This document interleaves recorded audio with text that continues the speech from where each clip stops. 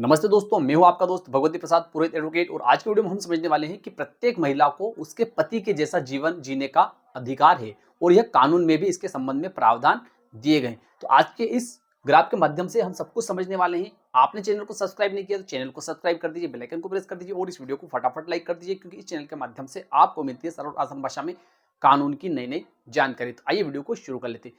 तो देखिए दोस्तों, कई बार क्या होता है कि कई पुरुष ऐसे रहते हैं कि वे किसी महिला से विवाह करने के बाद में उसे छोड़ देते हैं और छोड़ने के बाद में वो महिला जो रहती है वो काफी परेशान होती रहती है। या तो उसके एक दो बच्चे रहते हैं या फिर उनके बच्चे नहीं रहते हैं, तो ऐसी स्थिति में भी वह काफी परेशान होती रहती है। आज की वीडियो में मैं आपको बताने वाला हूं कि अगर ऐसी कोई महिला है तो उस महिला को परेशान होने की कोई जरूरत नहीं है, क्योंकि जैसा जीवन उसका पति जी रहा है इस प्रकार का स्टैंडर्ड जीवन उसकी पत्नी को भी जीने का अधिकार है। तो इसके संबंध में कानून में प्रावधान दिए गए हैं, उनकी भी हम चर्चा करेंगे। और इस ग्राफ के माध्यम से हम समझेंगे कि जैसे मान लेते हैं कि यह एक पुरुष है, ठीक है। इस पुरुष ने क्या किया कि इस महिला से विवाह कर लिया, ठीक है। अब विवाह करने के बाद में ये दोनों क्या हुए, पति पत्नी हो गए।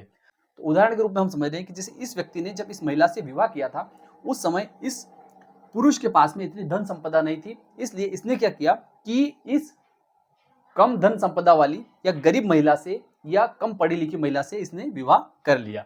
बाद में क्या हुआ कि इस पुरुष की कहीं नौकरी लग गई या इसके पास में धन दौलत काफी हो गया, जिसका इसको घमंड हो गया और इसने क्या किया कि इस महिला को छोड़ दिया। बिना किसी कारण के इस महिला को छोड़ दिया। इसको छोड़ने के बाद में या तो यह भी हो सकता है कि इसको एक दो बच्चे हो गए या बच्चे नहीं भी हुए, तो ऐसी स्थिति में इसको छोड़ दिया। अब ऐसी स्थिति में यह पुरुष जो है ये स्टैंडर्ड जीवन जी रहा है, अर्थात अच्छा जीवन जी रहा है। अब अच्छा जीवन ये जी रहा है और ये महिला जो है ये भटकती फिर रही है या फिर अपने पिता के घर पर एक गरीब स्थिति में जीवन यापन कर रही है और अपने बच्चों का बड़ी मुश्किल से पालन पोषण कर रही है। तो ऐसी स्थिति में यह महिला क्या कर सकती है कि जैसा जीवन इसका पति जी रहा है ऐसा जीवन यह भी जिए। तो देखिए, इसके लिए जो दंड प्रक्रिया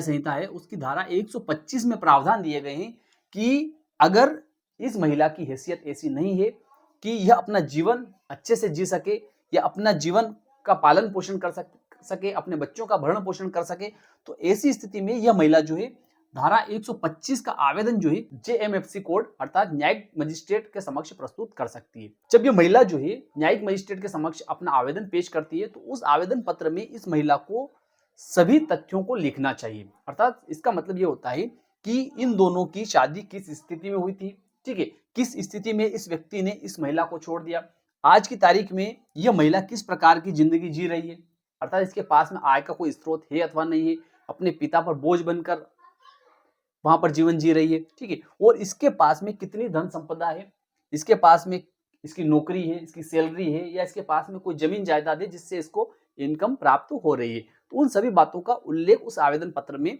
इस महिला को करना चाहिए, ठीक है। और उस आवेदन पत्र को जेएमएफसी कोर्ट अर्थात न्यायिक मजिस्ट्रेट के समक्ष पेश कर देना चाहिए।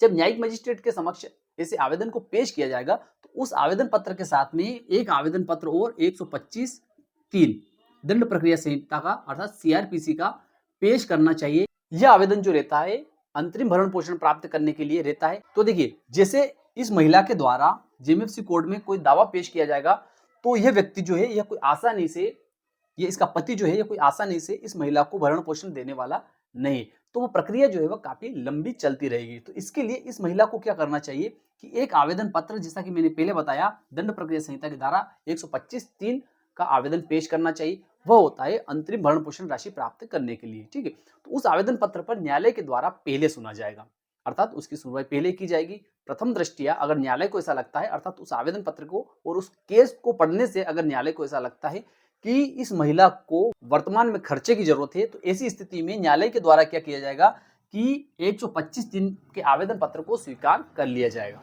और उसके बाद में इस व्यक्ति से धारा 125 के आवेदन पत्र का भी जवाब लिया जाएगा। उसके बाद में इस महिला के बयान भी यहाँ पर होंगे, ठीक है, कहां पर, जेएमएफसी कोर्ट में होंगे। इस पुरुष के भी बयान यहाँ पर होंगे, ठीक है।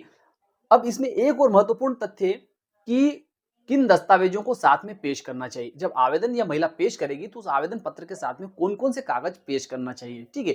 तो देखिए, इस पुरुष के पास में जितनी भी संपत्ति है, जैसे कोई जमीन है तो उस जमीन के सरकारी कागज खसरा विवरण निकाल लेना चाहिए, ठीक है। अगर इसके पास में ट्रैक्टर है तो ऑनलाइन उसका रजिस्ट्रेशन मिल जाएगा, अन्य कोई वाहन है तो उसके रजिस्ट्रेशन ऑनलाइन मिल जाते हैं, ठीक है। कहीं से भी आप उसका फोटो खींच के ले आइए, उस वाहन का खिंचवा लीजिए और उसको उसका रजिस्ट्रेशन निकलवा लीजिए, ठीक है, ऑनलाइन निकाल लीजिए, उसको भी आप पेश कर सकते हैं। इसके अलावा अन्य इसके कोई व्यवसाय है और उसका अगर डॉक्यूमेंट कोई दस्तावेज अगर इस महिला को मिल जाता है तो वे सारे दस्तावेज न्यायालय के समक्ष आवेदन के साथ में पेश करना चाहिए। उससे क्या होगा कि न्यायालय को आपके आवेदन पत्र पर विश्वास हो जाएगा कि आपने जो आवेदन पत्र में जो बातें लिखी है कि ये व्यक्ति जो है इतना संपन्न है, तो ऐसी स्थिति में वे सारी चीजें जो है न्यायालय देख लेगी दस्तावेज के माध्यम से। तो ऐसी स्थिति में इस महिला को अधिक से अधिक भरण पोषण की राशि प्राप्त हो सकती है।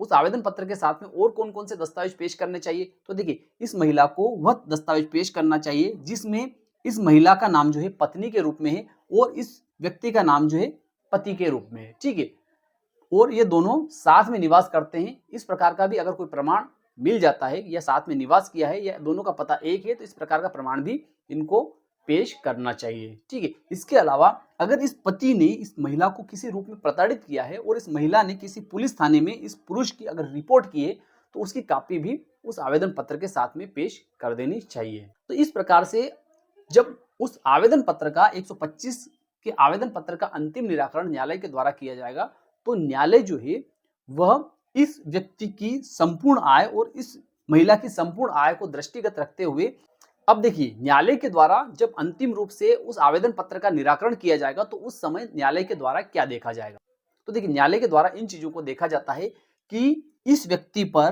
किन किन लोगों के भरण पोषण का भार है, अर्थात इस व्यक्ति पर किन किन लोगों का भरण पोषण करने का भार है, उस चीज को भी देखा जाएगा और इस महिला के इनकम का क्या आधार है उस चीज को भी देखा जाएगा। और इन सभी चीजों को देखने के बाद में न्यायालय अगर इस निष्कर्ष पर पहुंचती है कि इस व्यक्ति के ऊपर अन्य कोई भार नहीं है, अर्थात इसको अन्य किसी व्यक्ति के भरण पोषण के लिए खर्चा नहीं उठाना है, तो ऐसी स्थिति में जैसा जीवन यह व्यक्ति जी रहा है इसी प्रकार का जीवन जीने के लिए इस महिला को भी भरण पोषण दिए जाने के लिए न्यायालय के द्वारा आदेश पारित किया जा सकता है। तो इस प्रकार से कोई भी महिला जो है वह अपने पति के जैसा जीवन जीने के लिए न्यायालय में आवेदन लगाकर वहां से भरण पोषण राशि प्राप्त कर सकती है।